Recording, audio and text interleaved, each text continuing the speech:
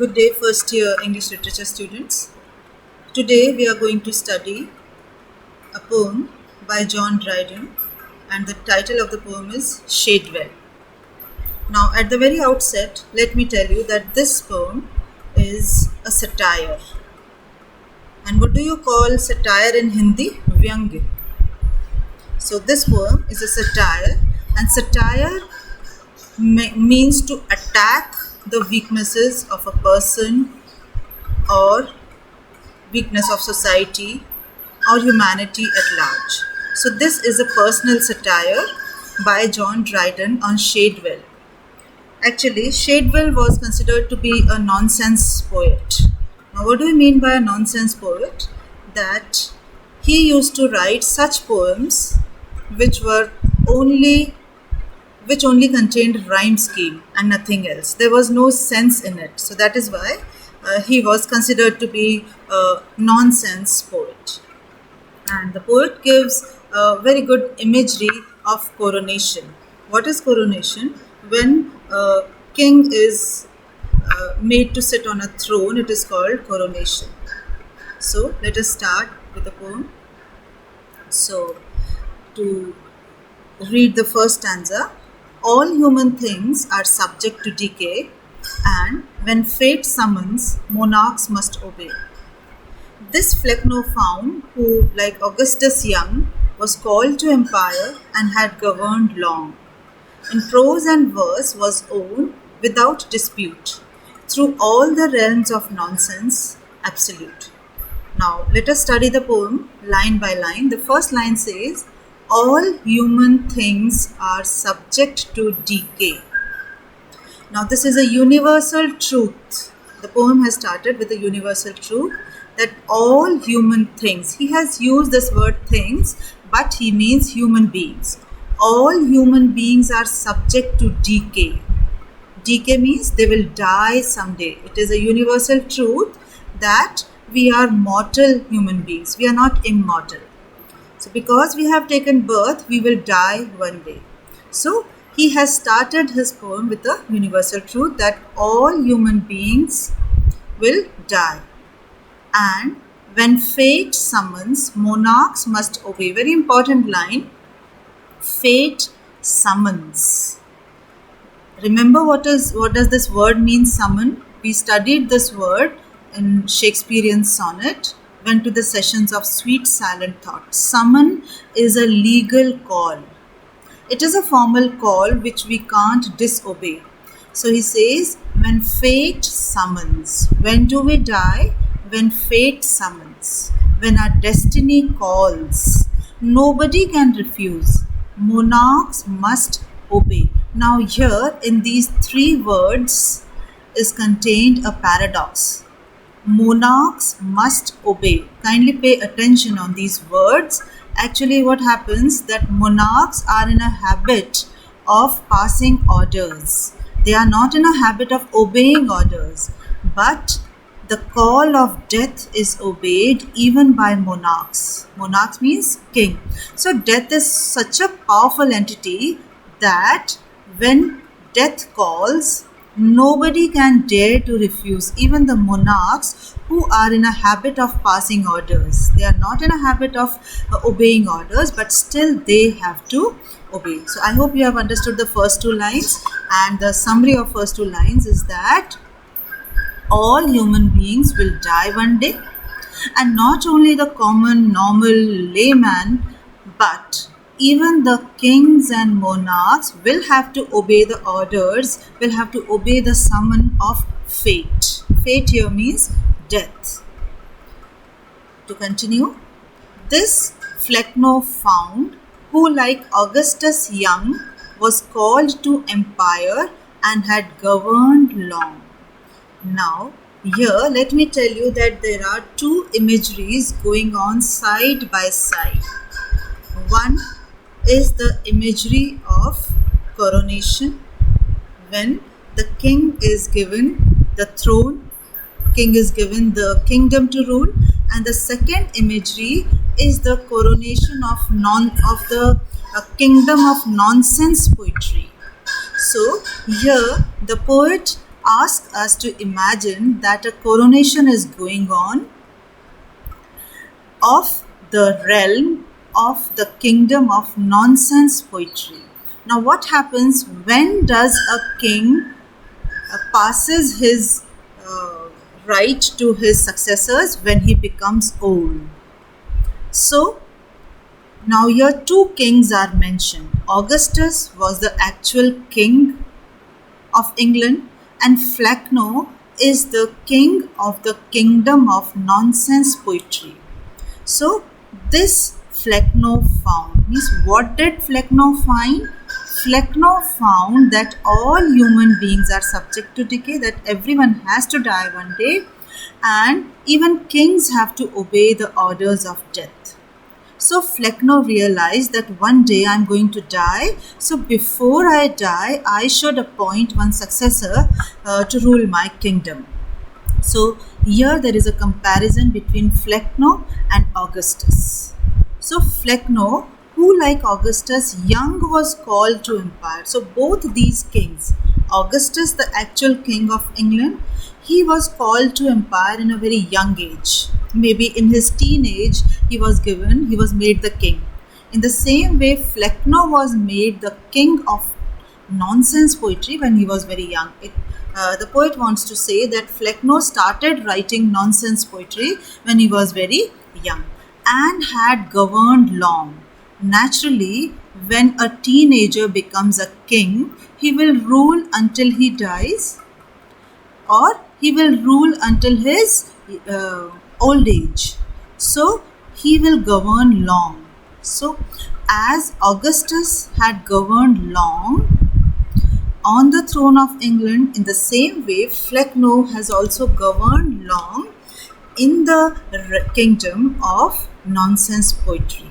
So both these kings, they are imagining that they are going to die, and before their death they want to appoint their successor who will rule the kingdom after their death. So here this imagery is filled with satire and humor also. We laugh at this imagery that there is a kingdom of nonsense poetry and there is a king who is trying to appoint his successor. Now, in prose and verse was owned without dispute, through all the realms of nonsense absolute. Now again this overlapping of imagery is going on.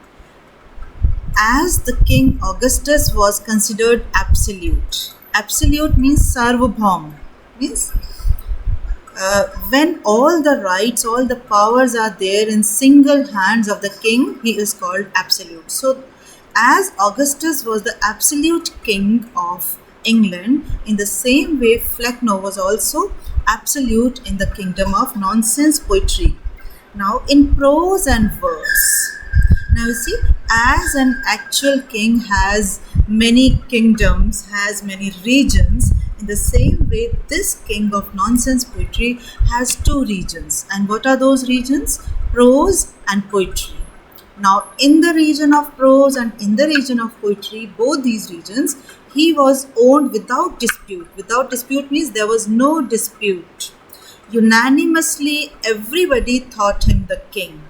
As in the real kingdom, Augustus was considered the absolute king of England. In the same way, in the kingdom of prose and verse, Mac Flecknoe was considered without dispute that he was the absolute king. Through all the realms of nonsense, realm means kingdoms. Through all the kingdoms of nonsense, he was considered the absolute king. The next stanza. This aged prince, now flourishing in peace and blessed with issues of large increase. Now you see, the kings of the past had many wives, many queens. As a result, they had a lot of princes.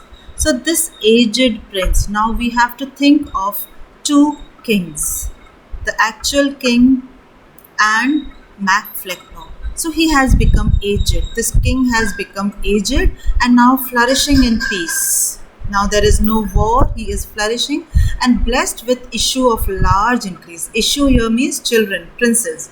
So, as the kings had a lot of queens and a lot of issues, in the same way, Mac Flecknoe, who is the king of the nonsense poetry, he has got a large issue. Large issues means he has got a lot of sons. Now, these are not actual sons, but they are the poets who are writing nonsense poetry. He is the king, and all the other poets who are writing nonsense poetry are his sons. So here we have to imagine a scene that the court scene is going on and the king is sitting on his throne. He is sitting with all his people, all his noblemen, and he is discussing on the very important issue who should be considered as the successor of the throne. Worn out with business. Now, naturally, when the king becomes old, worn out means tired. With business, business means work. So, this king who has been ruling this kingdom of nonsense poetry, he is worn out with business. Naturally, because now he is old, so he is very tired with ruling the kingdom. Did at length debate to settle the succession of the state. Now, he started thinking about his successor. Now, it was a great issue for the king to think about the successor because he did not have a single son. He used to have a lot of princes. And naturally, he will choose that prince who resembles him. Resembles not only physically, but who resembles in his qualities, in his personality, and his virtues. So, he debated. Debated means he called the court and the court people and he debated. Debated means he discussed who should be made the king, crown prince, to settle the succession of the state. Now, why these people have been called? In order to settle the issue. And what is the current issue? Who should be made the crown prince of the state, of the kingdom, and pondering which of all his sons was fit. Pondering, this word pondering means to think deeply, because it is not a very light issue. It is a very serious matter who should be made king after the king dies. So, pondering. So, note this word pondering. Here the poet should have he could have used the word thinking, but thinking was a light word. So he has used pondering. Pondering which of his sons was fit to reign and wage immortal war with it. He pondered. Pondered means he thought deeply. From all his sons, which one is the most fit to become the crown prince? Now, there should be two qualities in a crown prince. Number one, to reign. R-E-I-G-N. Reign means to rule the kingdom. Secondly, to wage immortal war.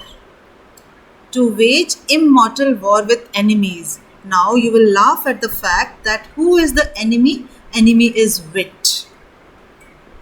Here, for the nonsense poets, enemy is not knowledge, enemy is not ignorance, but enemy is wit. So, Mac Flecknoe called a court and he decided that he should now have a discussion that after my death, who will become the king? And he should have two qualities. First of all, to reign. Reign means to rule the kingdom of nonsense poetry. And secondly, to wage immortal war.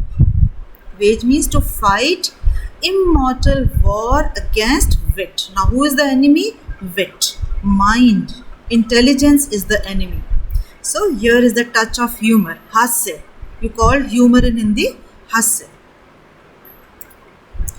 Cried. It is resolved. Cried means he cried with joy. Whenever a decision is made, we feel very satisfied. So, the king is very satisfied now and he said, now it is resolved. It means that he has made decision in his mind. For nature pleads that he should only rule who most resembles me. Now he says the matter is settled and nature pleads. Even it is a rule of nature. pleads means nature request. It is a request from nature that he should only rule who most resembles me. Naturally, he says, out of my so many sons, I will choose that person, that prince, my king, crown prince, who most resembles me. Resembles me, who is like me. Who is like me in nonsense poetry. Shadwell alone my perfect image bears. Now you see, the title of the poem is Shadwell, but the name Shadwell comes after 8 to 9 lines.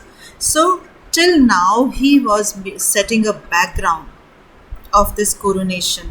Remember, I taught you diction. Diction was the type of words. So here is the diction of coronation. We find king, we find debate, state, war. All these words are generally used in the terms of kingdom. So now he says it is resolved. Now I have made this decision that Shadwell alone my perfect image bears. Now out of my so many sons, it is only Shadwell who bear my perfect image, who resembles me the most. Now, mature in dullness from his tender years. Notice the paradox. He is mature. Mature in what? He is mature in dullness. From his tender years. It means that from his teenage, he has started writing nonsense poetry. Shadwell alone of all my sons is he who stands confirmed in full stupidity. He says it is only Shadwell from all my sons for whom it is confirmed that he is fully stupid. Other nonsense poets, they are less stupid than Shadwell. So he says he is confirmed. Confirmed means there is no doubt about his stupidity. So he is only my son who confirms in full stupidity.